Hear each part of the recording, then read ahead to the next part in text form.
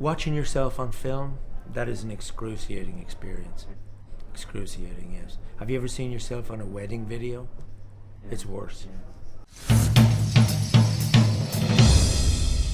I'm here with the film Louder Than Bombs, and I play the husband of Isabelle Huppert, who's a war photographer.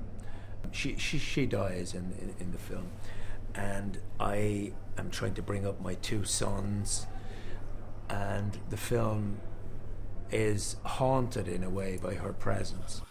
She's nice. Who? The girl at the party. Is she your girlfriend? No. Oh. No, I mean, I don't really think I have time for it. We go into the story 3 years after her death, and her two sons, played by Jesse Eisenberg and David Druid, are contemplating who was this mother, what was her life like. She was a world-famous war photographer. Many people have opinions about who she was, and this family's kind of grappling with memory. But I think that the central theme is about how to create a shared history in a family. I think it's something we can all relate to, you know, how differently siblings, for example, see their parents. And the film really plays around with a structure where we loop back into memories, dreams, subjective perspectives, and try to create kind of a sequential film that is really about character and family life. What are you playing?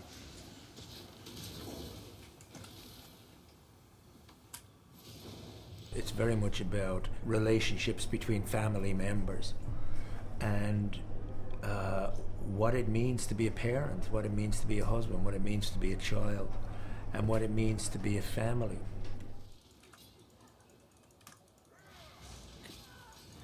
Can you turn that off? Just put it on pause. Conor, can you please turn that off? Get out.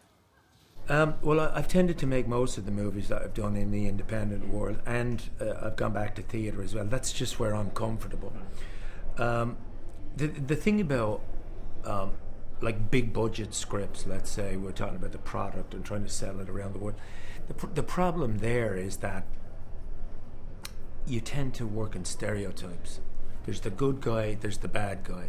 There's the wife saying, don't do it, it's too dangerous, and when you do it, I'll be waiting for you here. Because you have to have recognizable kind of figures that you can say, oh, I know what this guy is.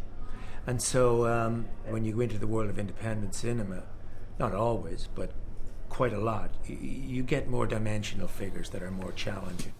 Don't you speak to me like that. I'm just trying to talk to you. This is my first time in main competition, so that's kind of, I feel at least the attention is quite high. You know, a lot of people want to interview me, and it's made the difference. But I try to keep my focus on the experience of being a filmmaker. You know, my grandfather, Erik Løken, who was a film director in Norway, had his first film, The Hunt, here in 1960. In a program with Bergman and Fellini and Antonioni, and you know, so this is kind of a mythical place for me in terms of my family history. So I try to keep a positive focus on that. You know, it's a big honor being here. I think the one good thing about Cannes is that it allows a platform for movies that don't just entertain, but that also illuminate the human condition and comment on it. And I mean, the greatest compliment I think that you can pay any film is that you walk out and you've been moved by it, and your perspective on the world has changed. And if it entertains as well, if it primarily entertains, to me that's great.